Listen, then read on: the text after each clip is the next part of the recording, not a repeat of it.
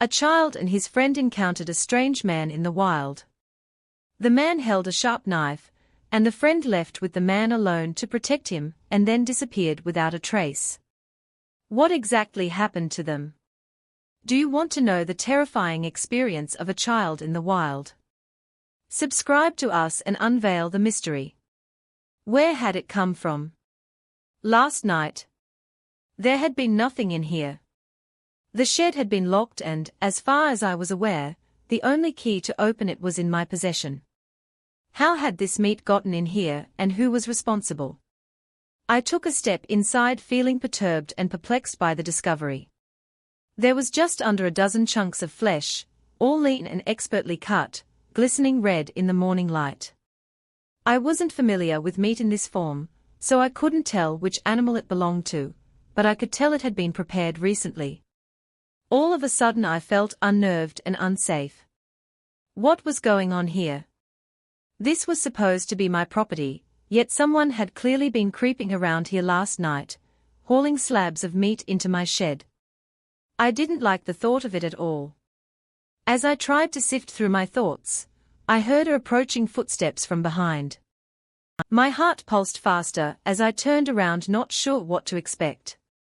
A group of about 20 people were approaching the property from the trees. The first thing I noticed about them was their gauntness, like that mysterious figure I had seen in the forest. Their skin was pallid and their flesh sunken, their clothes hanging like rags off bony shoulders. They looked starved meat. One of the strangers cried, their voice hoarse and brittle. "We have meat again." Someone echoed, "We are saved." What I muttered, stumbling back in surprise at the group of people, presumably from the village. Drew closer. "What's going on? You brought us meat. You saved us."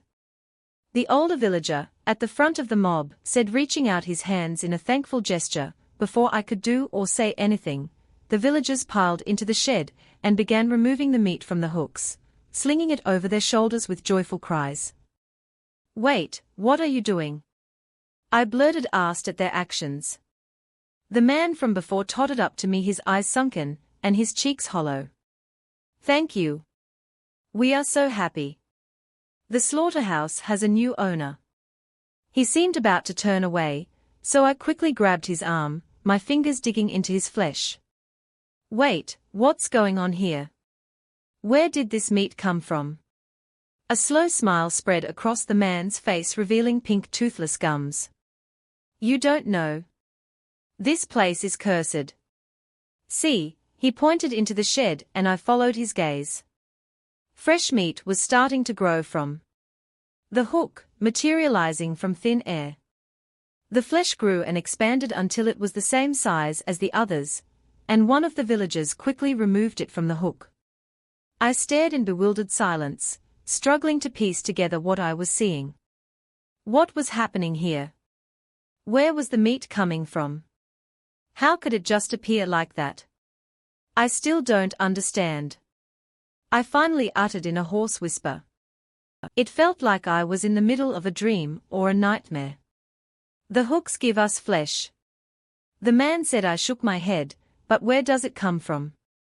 "This flesh that never stops growing on these hooks is the flesh of the slaughterhouse's owner. It's your flesh." The man explained, his dark eyes glistening in the dimness behind me.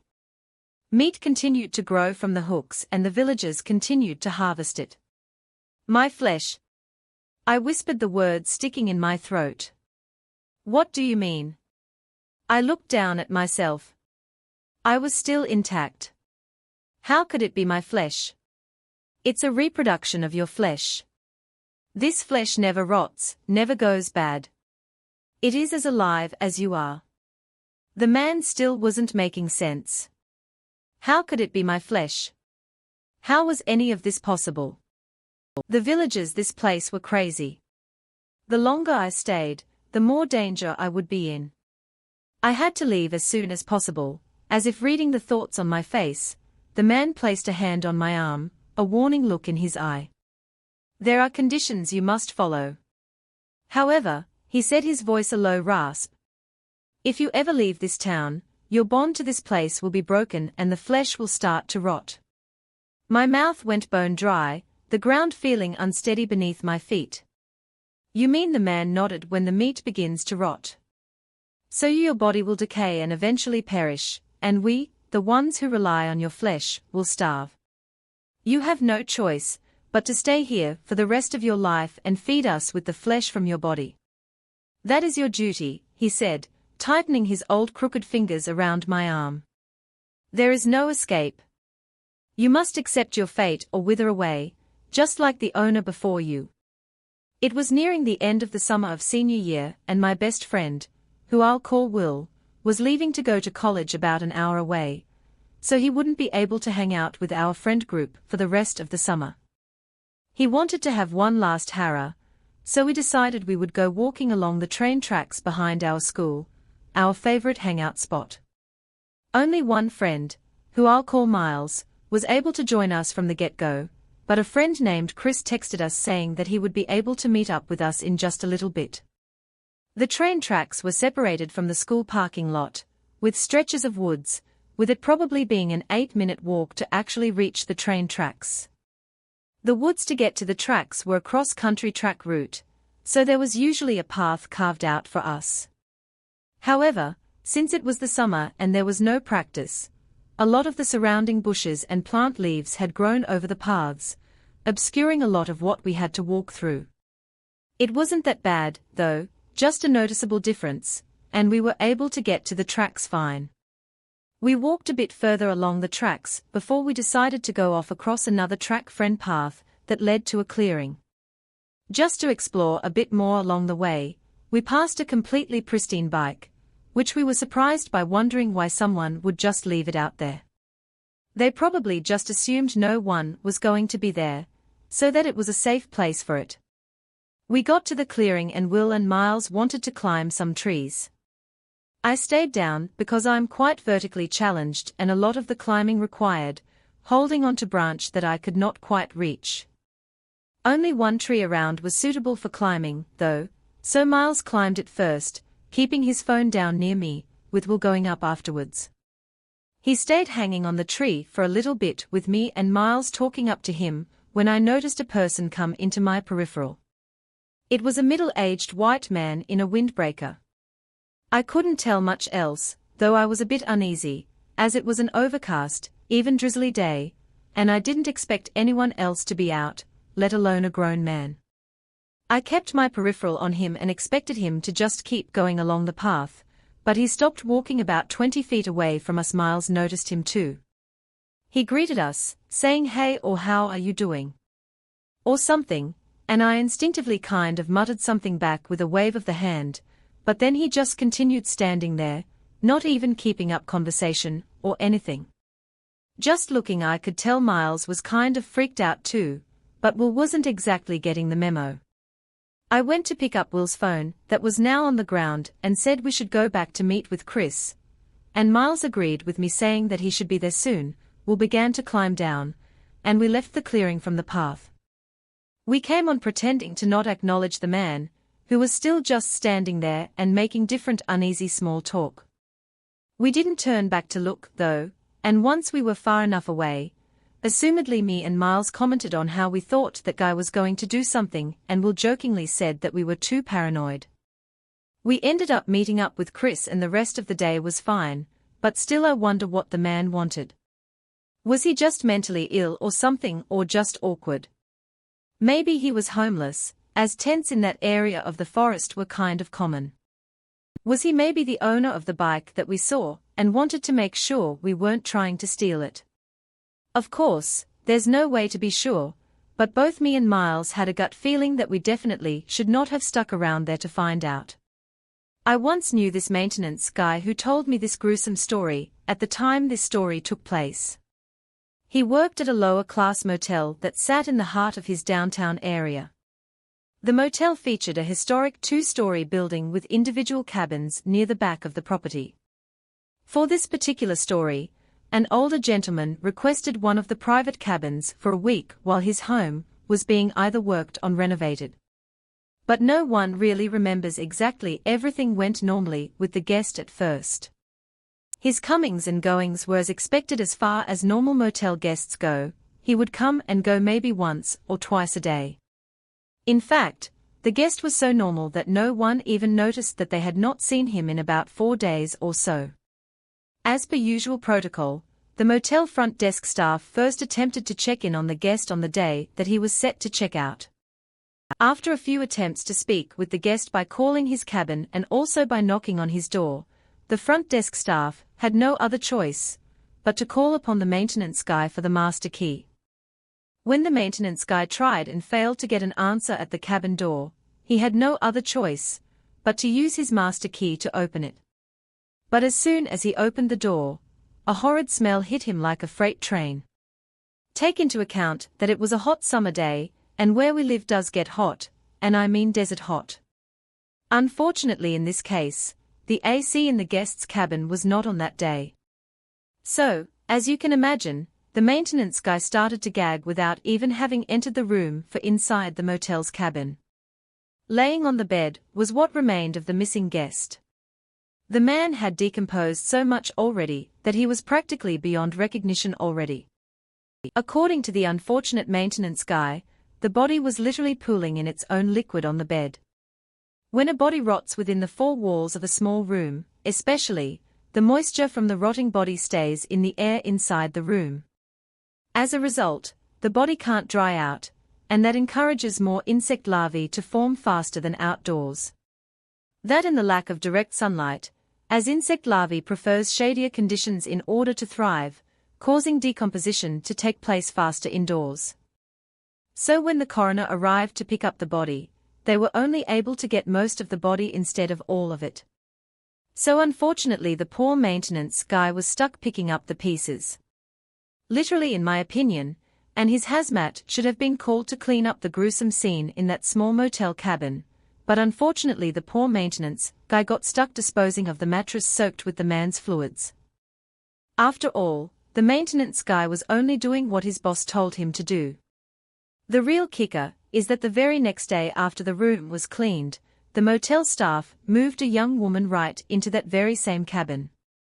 Overall, the new experience of fatherhood to me is packed full of positives that far outweigh any negative aspects of having children. You really do feel more exhausted than you ever have felt. You really won't be able to balance everything you used to and still have time to function. As a father, you become extremely aware and hyper-vigilant. Your dad isn't crazy. He really can tell that somebody touched the thermostat. He really does know when you walked into a room, even if you didn't touch anything. A lot of fathers with strong parental instincts tend to basically know where their kids are, what they are up to, and, generally speaking, what's going on at all times, seemingly without prying into any details. Such seems to be the case with me so far. That being said, I am extremely guarded in public these days, and I watch my family like a hawk. What happened next would flip on all my switches and keep me up late for days. I saw my wife at the door for work and my stepson to school shortly after, down the narrow wooden stairwell, with an echoing clatter of steps, silence and the loud stomps of an 11-year-old boy trudging down the stairs every other step and slamming the door behind him. Silence. I had the house to myself for about an hour to drink some coffee and wake up in the warm glow of the peaceful morning sun beaming through into my still and serene apartment. Before my son was up and going after a quick bottle and a chain, I had him in his activity center to watch some sensory shows. Our apartment is small. The nursery adjoins the living room and the living room adjoins the kitchen, where my desk and computer area is. In a nutshell, my son can watch television in his activity center in the living room, and from the other side of the apartment, sitting at my desk, I can keenly observe the movement of a bouncing static crop of fresh blonde hair, glowing in the warmth of the incoming sunlight, like the top of a fuzzy cactus illuminated in the window. I had been sitting at my desk grinding through a piece.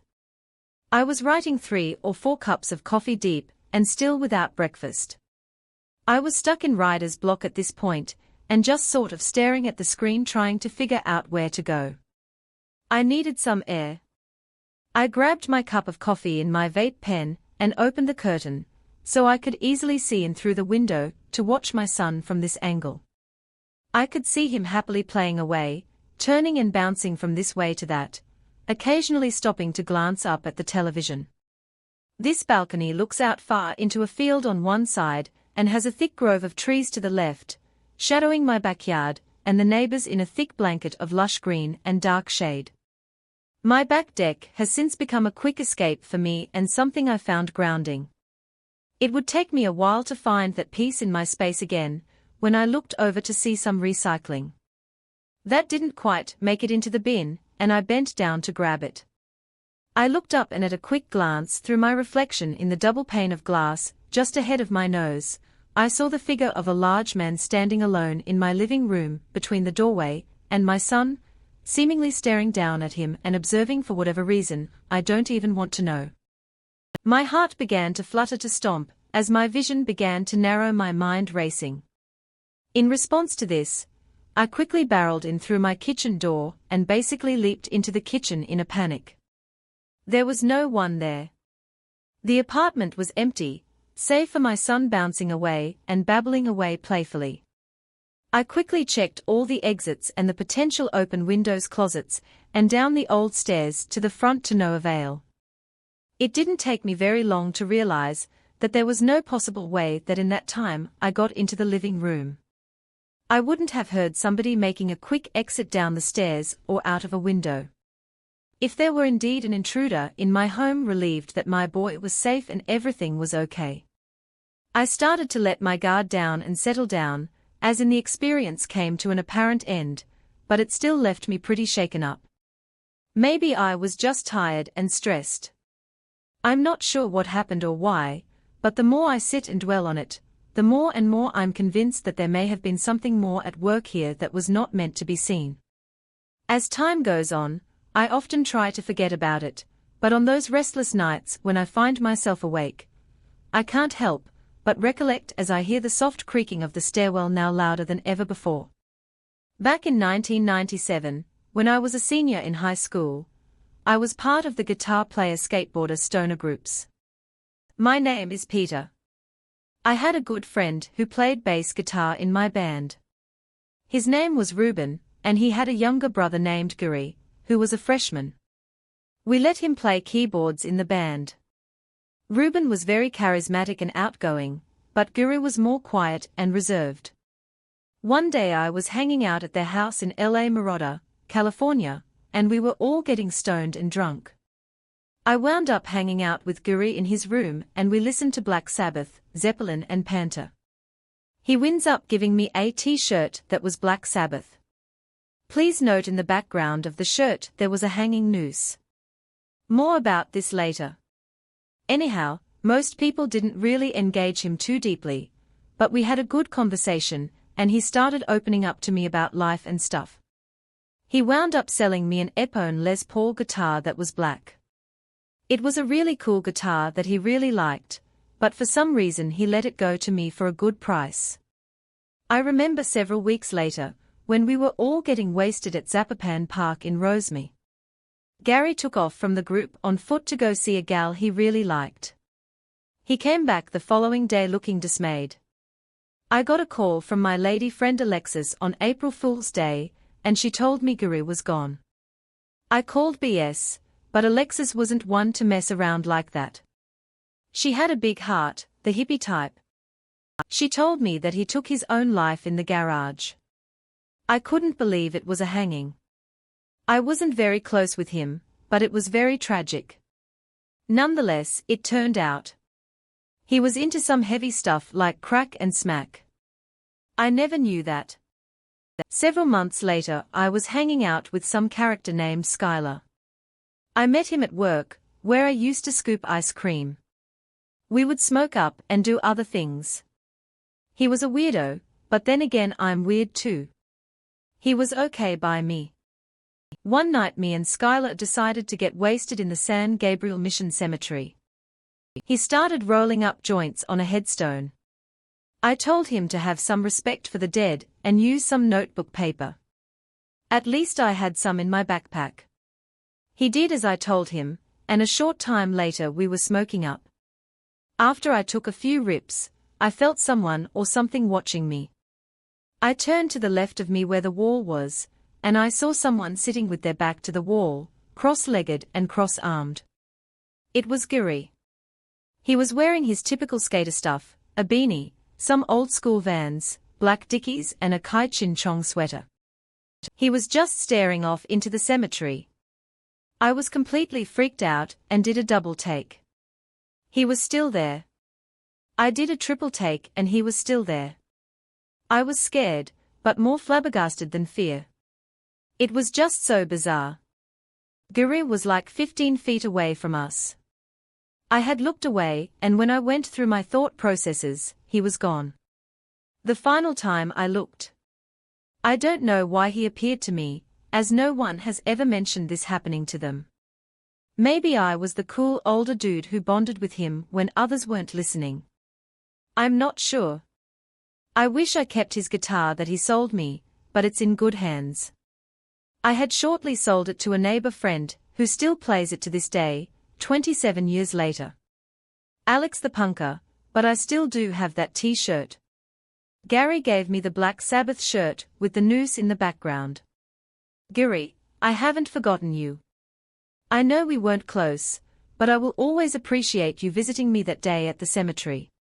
In my late 20s, I moved from Germany to a small town in Texas with a population of 1,000.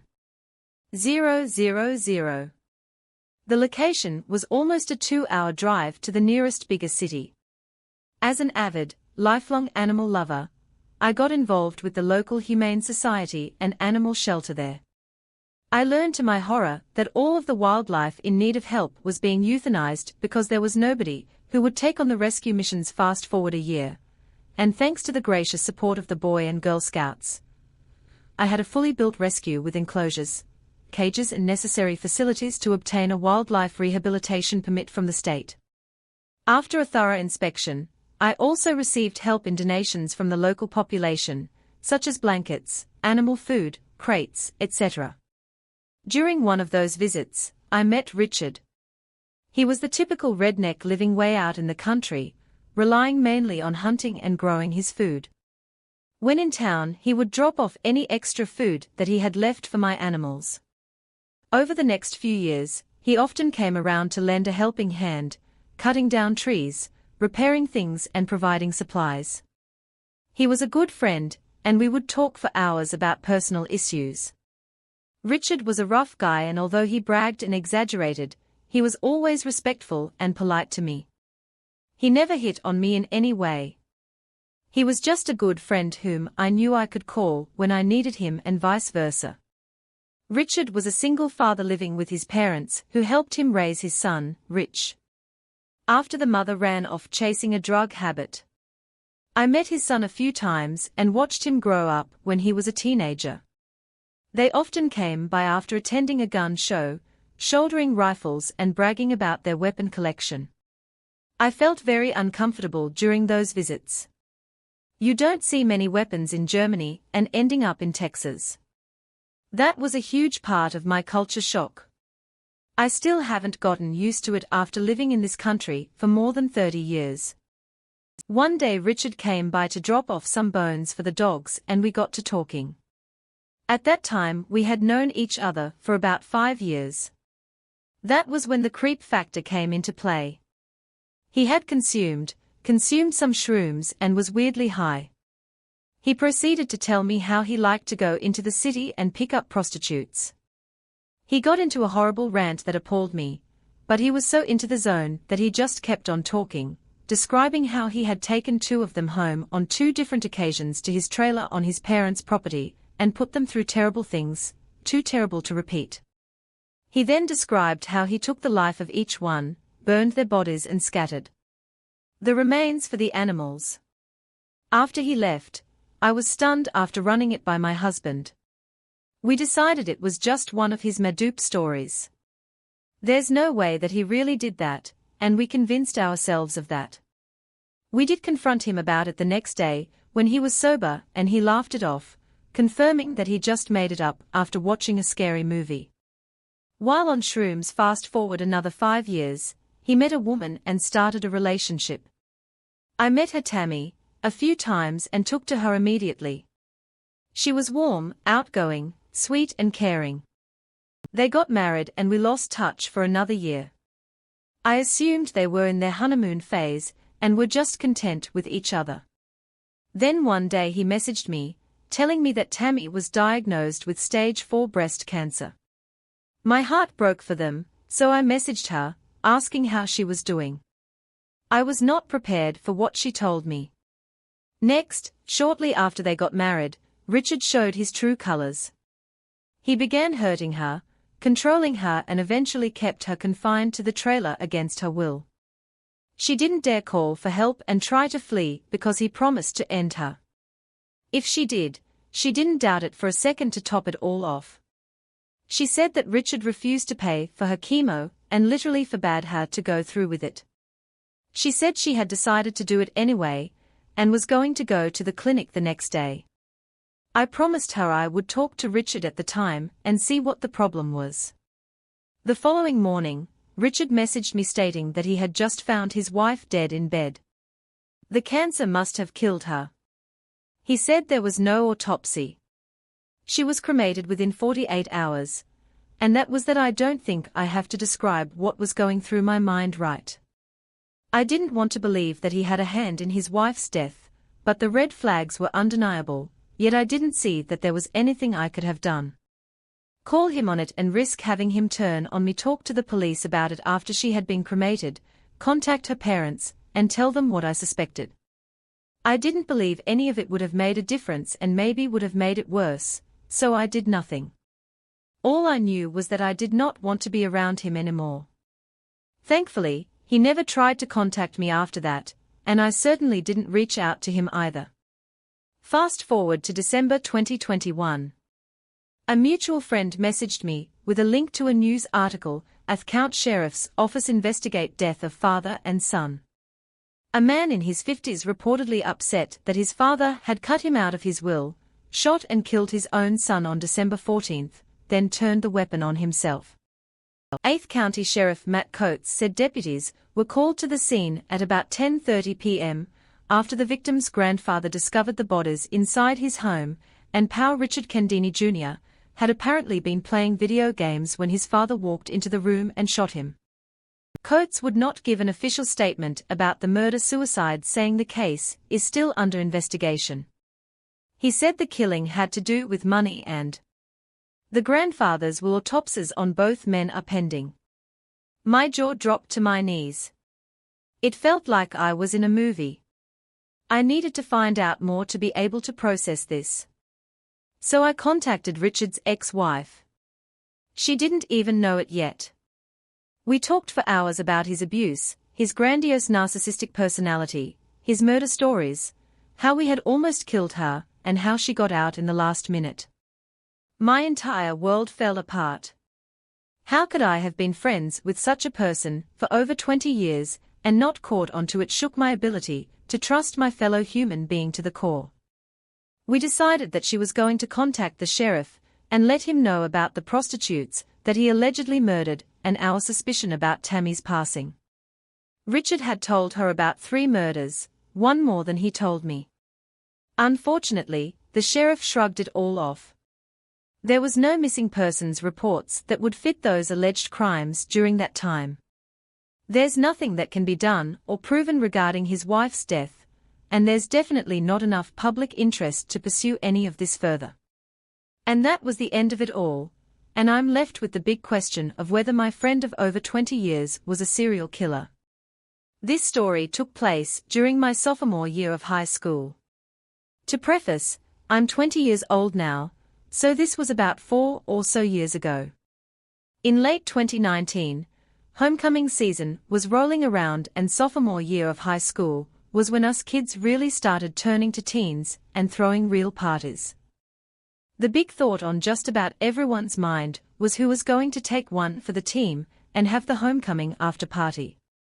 As the night of the dance was quickly approaching and there still been no word about who was having a party, my friends and I figured we would all just hang out after with our dates, at one of our houses, and get drunk and whatnot until the Friday at school, the day of homecoming. I got invited to the party by one of my classmates, who said his parents were going out of town for the weekend last minute, and that he had the whole house to himself until Sunday. I was excited and asked him if my friends, who all call Jack and Chris for the sake of the story, could also come. He said yes, and I remember immediately spamming the group chat with the thrilling news that we had an actual plan for an after homecoming. That seemed to be what the majority of our grade was also doing. The night came and the dance was fun. I don't remember most of it, because as soon as we got there, the three of us, along with our dates, had snuck away from the multi-purpose room where the dance was being held into one of the nearby classrooms, and got drunk from the shooters that we snuck in using the inside pockets of our jackets. We left as soon as we were allowed to, catching a ride from one of our parents. I can't remember who. The ride to this kid's house was a pretty far distance away from the high school. I had never been to this kid's house before, and it was located in the section of the area that we lived that I never frequently visited, as our school district was a huge regional one that covered a very large area. The house was nice, but it sat on a main road in a very sketchy area, so just keep that in mind. The party was great. I won't bore you with the details of it, but I had a good time up until a group of us were getting ready to walk to a nearby park to smoke. Now this was way before I had habitually started smoking, so I had a very low tolerance. We walked about 2 minutes to this nearby elementary school that had a playground. The playground was extremely dark and I remember just feeling on edge, even though I didn't really have a reason to. I could just sense that walking to this dark school late at night in an unfamiliar area was just not the smartest idea. There was probably about 5 or 6 of us there. I wasn't really that close with many of the people besides. Chris had gone off with his date somewhere and we hadn't seen them for a bit. Now, the group of us smoking was sitting in one of those big slide climbing structures, the ones that kids can run around in and slide down different slides. I don't know if that makes sense, but the point I'm trying to make is that from where we were sitting, we were out of view from anyone in the parking lot, and we had big structural walls surrounding us from both sides. As we were smoking, a car pulled up in the parking lot, weird, but not immediately a red flag. As time prolonged and we were passing the smoke around the circle left and right, I began to really get messed up. I completely forgot that the car was even there until another car had pulled up. Now I was starting to get a bit more sketched out, but I was still too messed up to walk back to the house, and was not sure if making our presence known was safe. So I remained where I was. I remember whispering to Jack, making a comment about it being peculiar, as to why 2 cars were hanging out in an elementary school parking lot at about 2 a.m. on a Friday night. He made a comment back to me how, whatever it was going on, it was probably not good. We chuckled, but in the back of my crossed mind, I knew it was probably best if we left. The second car had probably been there for about 5 minutes or so, and Jack and I figured it was probably time that we started to head back to the house to find Chris and figure out whose house we were going to sleep at. We began to say our goodbyes to the others, when all of a sudden we all went silent when we began to hear an argument going on in the direction of the 2 cars. We couldn't really hear the dialogue, as the doors to both cars were closed, so it was muffled arguing. Then I heard a sound that I hadn't before, a gunshot and then another one, and then silence. I didn't know what to do. None of us did. We all just sat still on that playground looking at each other in awe. About 30 seconds later, one of the car's backside passenger doors opened and a person could be seen sprinting to the other car, getting in and speeding away so fast out of that parking lot. The screeching of those tires probably could have been heard a mile away. I know it wasn't the more thoroughly right situation, but we ran, all of us did. We ran back to the party, which at that point had gotten a significant amount more empty, as we didn't realize how much time had gone by and how late into the night it was. We found Chris his date and the rest of ours, and we got one of our date's older brothers to give us all a ride back to Chris's house. The sound of those shots played in my head all night. The event obviously made the news, and it turned out to be a drug deal gone wrong. Apparently a guy owed way too much money to his dealer, and the dealer just had enough. It's sad, but what's even sadder is that type of stuff was like night and day in my area, as we lived just outside a major city, which did have a lot of crime. I do feel guilty for running, but in the end it's not like there was anything we could have done. For all I know, if the guy with the weapon had been aware had 6 witnesses to his murder, he probably would have shot all of us too. As time goes on, I think about this story less, but I want the biggest piece of advice to be taken from this story, which is said in about 1 million other scary stories online.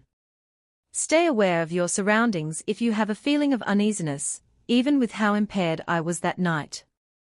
That feeling is your gut instinct signaling danger, and do not hesitate to listen to it. This is a story about my favorite puppy Baby, whom I will always dearly love. Baby was a present from my only brother. There's just something very special about Baby. Anybody who's ever met him will tell you Baby is quite intelligent for a dog and even seems to have a peculiar sense of humor. He's one of those pets whom is only loyal to one person, me, of course. Baby tended not to like any of my boyfriends and is very protective.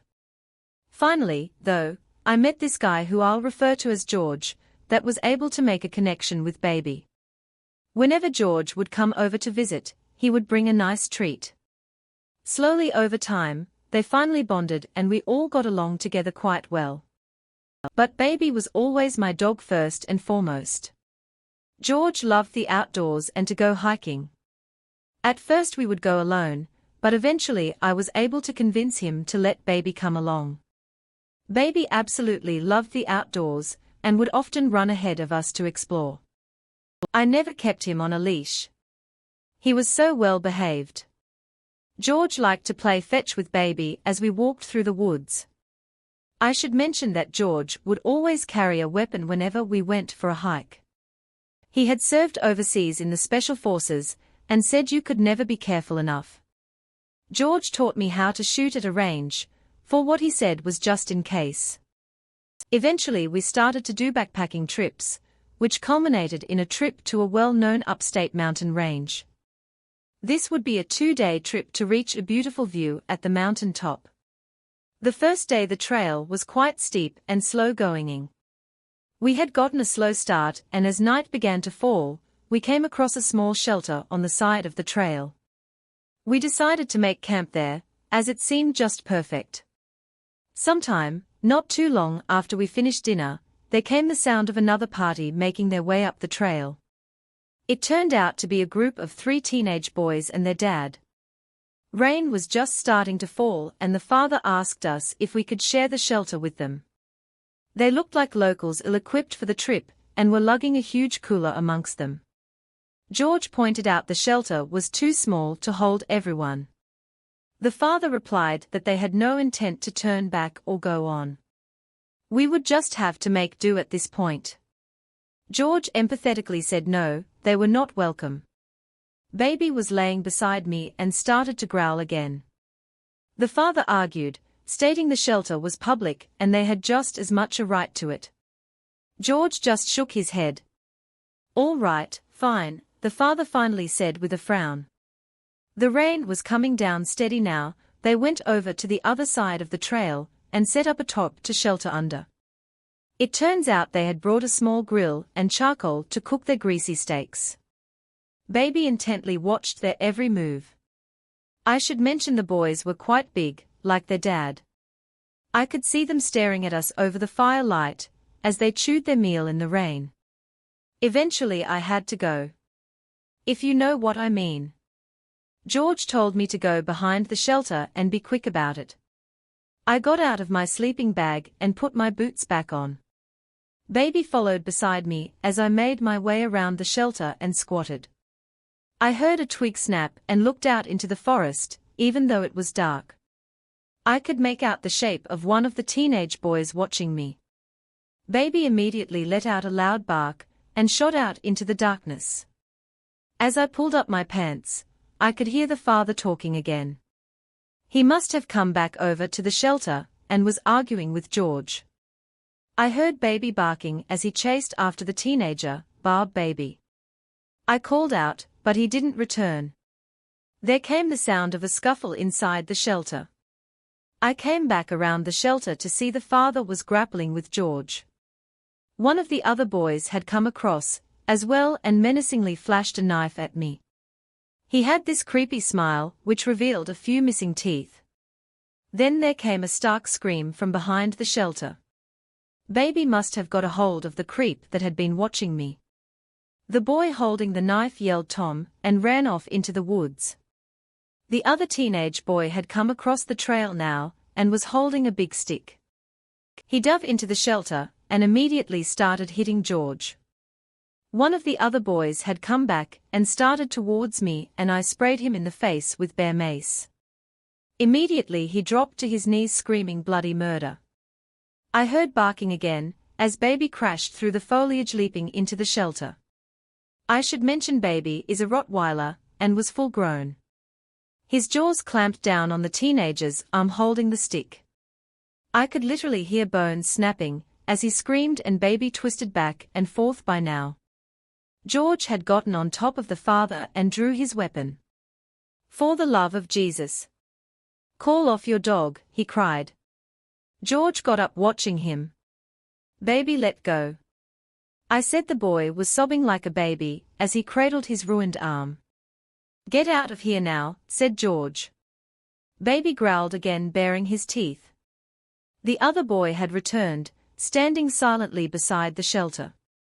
Baby started barking again as the four of them ran away, heading back down the mountainside as fast as they could go. "We are going to have to leave. George told me I don't want those rednecks messing with the SUV." Quickly we packed up and started our way along the trail. Time passed quickly as we hiked in the darkness, Baby leading the way.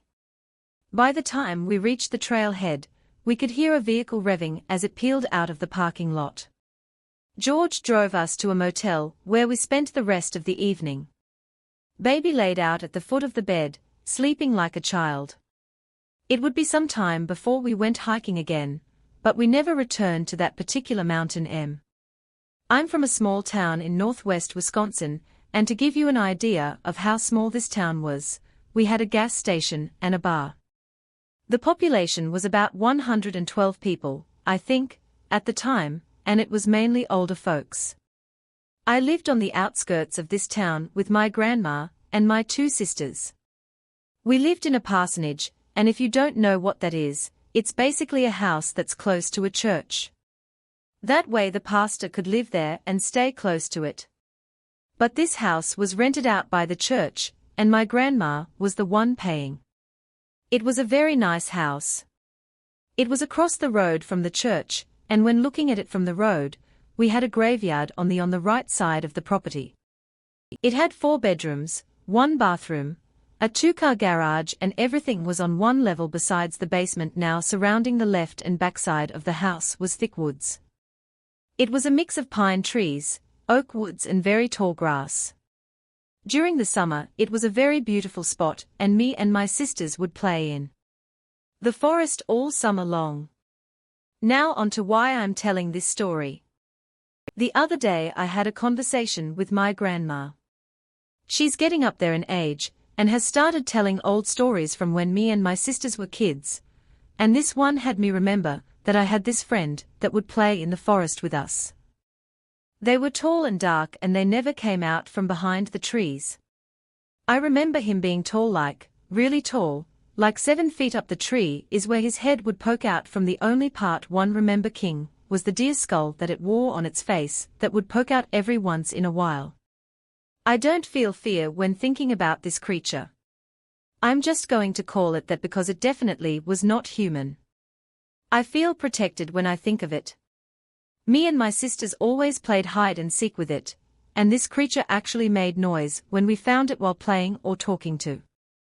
It sounded almost like a low cooing sound. This creature was so much fun to be around and made the forest light up. It seemed like it did stink, though, man. My youngest sister, who would have been 6 at the time, called it stinky. Because of this, I remember seeing this creature climb the trees like no other. It almost seemed like a shadow with how silent it traveled through the woods.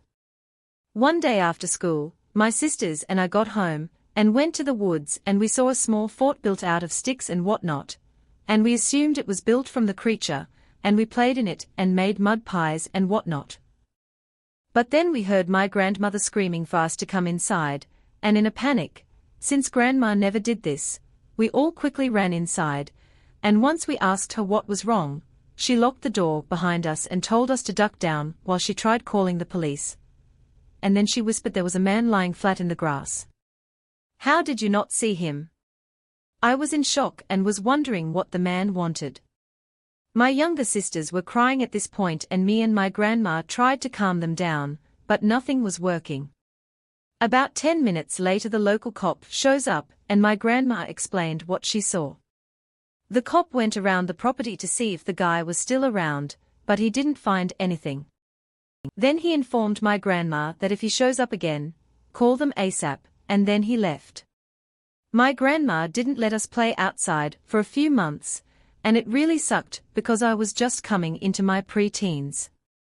So I was giving my grandma a hard time, which is something I still feel really bad about. Later on that night, once everyone was asleep, I took a flashlight and headed to the forest as quickly as I could. I know it was dumb of me to go out by myself and not tell anyone, but 9-year-old me wanted to go check on my friend. Once I got to the edge of the forest, I pained the flashlight around trying to look for anything moving, and once I thought I was in the clear, I entered the woods and started walking towards the stick fort. Then I heard some grass move to my back right, which was deeper into the woods. I stopped in my tracks and listened. I thought it was a man from the way it was breathing heavy, and I was right. I'm assuming it was the man my grandma saw a few months back. I turned my flashlight in that direction and yelled, "Who's there?" And next thing I know, this man jumps on me and starts choking me. Last thing I remember was waking up to a crunching noise, and I could see a blurred black mass, with my flashlight just barely lighting the edges of it. I passed out again and woke up an hour or so later, and I assumed that due to it still being pitch black out. Once the adrenaline came back, I started frantically patting all over my body, checking myself for injuries and whatnot, but all I could feel was slight discomfort in my throat. I stood up slowly and looked around to see if anything was around me. I could see the porch light on the house peering through the trees, and without a second thought I ran right for it. When I got to the door, I opened it and slammed it shut and locked it. My grandma woke up and ran down the hall with the weapon. I said, "Grandma, it's just me." She came around the corner and started asking me all these questions, and I told her what had just happened. We called my aunt, who lived not too far up the road, to come and watch my sisters as we went to the ER. That was about 35 minutes away. Once there, the doctor took a look over me and said that I had bruises on my neck that I could not have inflicted myself, so they reported it to the police. The next few days were a blur. I wasn't able to sleep very much due to the trauma from what my grandma told me. The other day, the police came out to the house and started a search in the woods. They had 2 dogs on the scene as well. This is where it gets graphic. The dogs found a bloody trail. They saw where the struggle between me and this man was in the tall grass, and there was blood about 20 feet to the north of where this struggle was. I wouldn't say a pool of blood, but they said that the blood trail went on for about 1.2 miles into the woods. They called for more officers before heading in further, but once they got to the end of it, apparently they found the man. He was ripped to pieces. His limbs were hanging up on the branches in the nearby trees. His eyes were missing. My grandma kind of got sidetracked with the story, but at the end of it all me and both of my sisters went to different aunts, and we stayed with them for about 3 months before we could go back. Apparently, my grandma went to stay with her sister while our house got put under investigation. We heard no news about it. Nothing was said about the man, who was spread around all over the trees. The cops say it was a bear, but the more I think on it, had to have been my forest friend. I never treated the woods or nighttime the same. I become obsessed with the Wendigo due to it having similar features of the creature that I remember. I got a tattoo of one not too long ago. But the trauma is a lot I can't handle. Being in the dark. I definitely can't go camping or anything like that. This whole experience made me into the homebody I still am today. We moved out of the house when I was 14 due to the new pastor wanting to move in, and I have never been back inside. I did go and drive by it the other day when my grandma told me the story, and so much has changed. A lot of the trees were cut down in the yard. The little garden fence we had was gone, but the woods and the tall grass, of course, are still there. I only wonder if he's still hiding in there. Before diving into this story, I would like to say that we are sensitive to the supernatural. Personally, this so-called ability has been passed down to me from my mother, who has or used to have stronger abilities of her own. But that's a different story altogether. So both of us have our own experiences with the supernatural from childhood until adulthood. While we believe in the supernatural, we are logical people.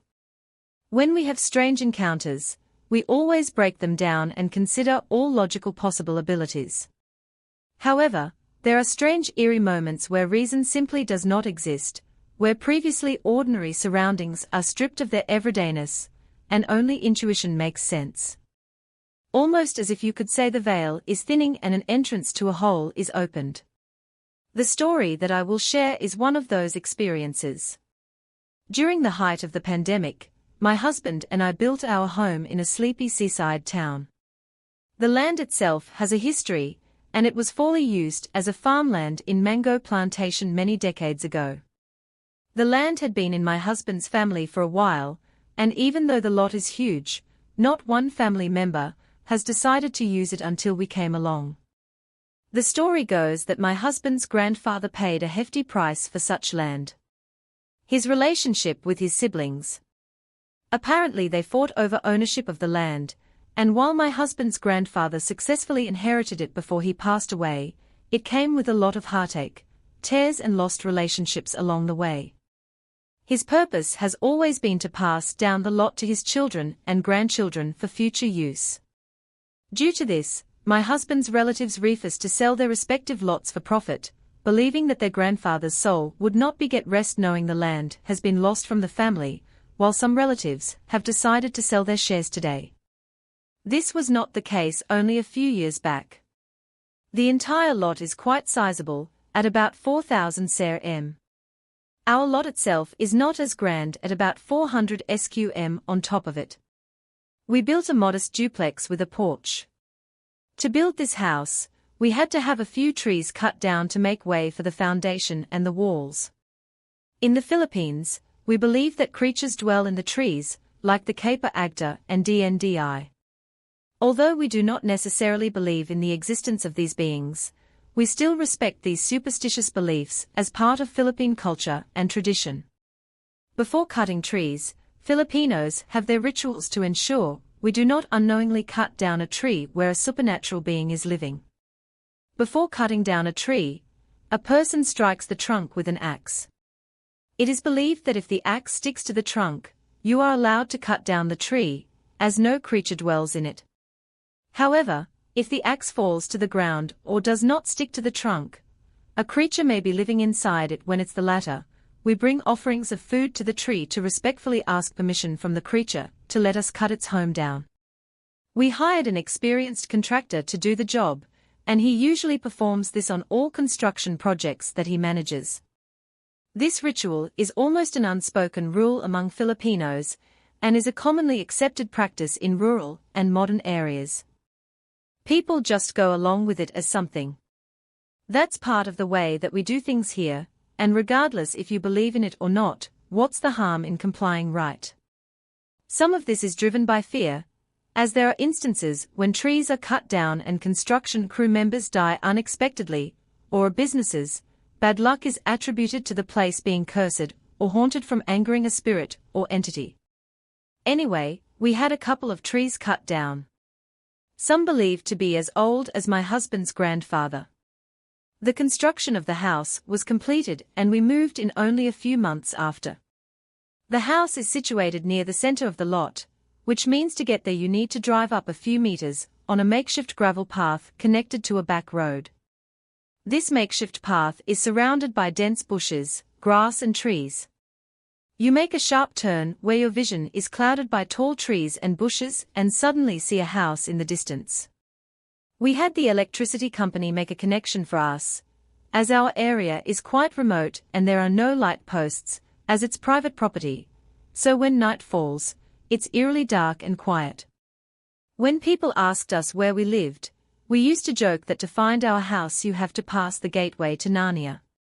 When we had packages delivery, people usually got lost or simply refused to enter the path when it was nighttime a few months into living in the house. We had a few strange occurrences here and there, which is to be expected when you're living in a rural area surrounded by more trees and wildlife than people living near the sea in a tropical country means sweltering hot temperatures and high humidity levels. It was one of those long dry spells where you're constantly drenched in sweat when this happens in the late afternoon. My husband and I are in the living room with the windows open. It was quickly approaching dusk as we went through our yoga practice. Our two cats were lounging on the furniture lazily watching us. We were watching a YouTube video to guide us in our practice. When the video ended, I vividly recall saying I wanted to do another yoga video, to which my husband reluctantly agreed. He reasoned it was getting dark and we had to prepare supper.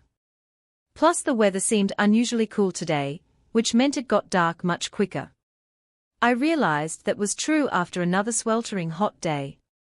The wind seemed to pick up in the late afternoon, as I looked for another yoga video. However, the wind seemed to die down, like how it goes quiet before the first drops of rain. As we were sitting down on our yoga mats at dusk, we saw a neat lightning bolt strike the sky. The lightning was clear against the dark sky, and was so bright it made me squint. Only a few seconds later we heard a loud crashing sound. The thunder was so deafening that the house shook. Our window panes certainly shook, and it felt like the thunder and lightning hit alarmingly close to the house, specifically near the big tree by the window, where we can sometimes feel a presence there watching us at night. This was so sudden, and so ear-piercing in our quiet home in the middle of nowhere that we simply froze in place. It really didn't help that when the thunder struck, the power suddenly went out. We were enveloped in darkness. My skin broke in goosebumps for a moment. I was gripped in fear, unable to move or think of what to do next. I could hear our two cats scrambling looking for hiding places in the dark. My heart beat fast in my chest as I blindly looked around the living room, waiting for my eyes to adjust and my heart to steady itself. I remember instinctively scrambling near me, trying to feel for my phone, so I could turn on the flashlight. Just as my vision started to adjust and sharpen, I noticed a black silhouette sitting right in front of me. My husband had his yoga mat beside mine, so that when we were facing each other, sitting down before the power went out in a shaky voice, I said into the darkness, "Love." He didn't answer. The wind howled. It continued to howl, passing through our open windows and causing the air to permeate the space. I could hear the rustling of trees and bushes outside. I tried again with "love," a yag bba, which means love, love. Don't joke like this. When my husband did not answer me, I reached out to him with my right hand, just as another flash of lightning struck near the window, causing a temporary bright streak of light to flash through the living room. In a split second, the room was illuminated by an eerie glow, and as my eyes adjusted again, I saw in complete disbelief that there was no one in front of me. At this very moment, my hands gripped nothing but air. The light came and went and again, we were shrouded in darkness. I took back my outstretched hand, and was struck with paralyzing in fear, as another loud thunder shook the house.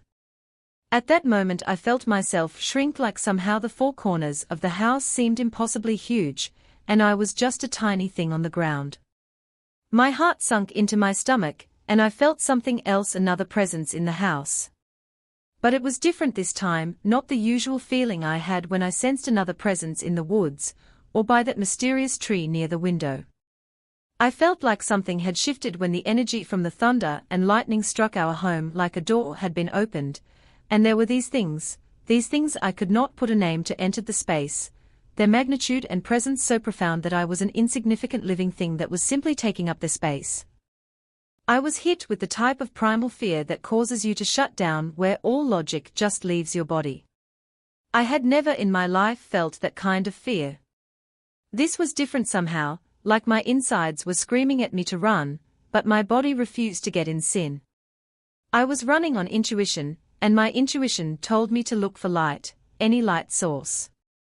I forced my legs to move and was in the middle of standing up when a small beam of light hit the yoga mats. It was my husband standing near our bedroom door holding a flashlight in his hand. We immediately ran to each other, and then found our way to the electrical box to turn off the electricity to prevent damaging surges. At this point, the first few drops of rain started to pour down before gaining traction. We calmed ourselves and took out the emergency candles and lights that we had stored. We found our two cats, both of them with their hairs on end, shrinking into a corner, just two chunky puff balls with wide, terrified eyes. The power eventually returned during the night, and we never spoke of that event without verbally agreeing.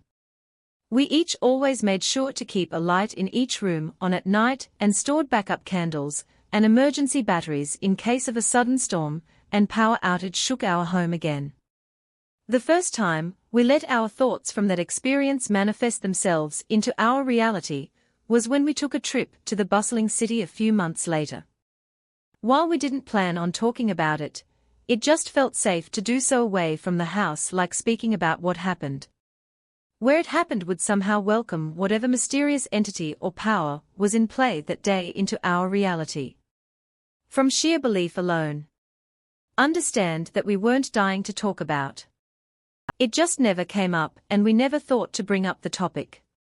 We were just sitting at a coffee shop somewhere calmly sipping our beverages, when one of us, I'm not sure who, went, "Hey, remember that weird thing with the freak power outage and storm at home?" It was only then that I got my husband's side of the story from his point of view after the first thunder and the power went out. He had stood up blindly in the darkness. If you like this story, subscribe. More wonderful content is waiting for you.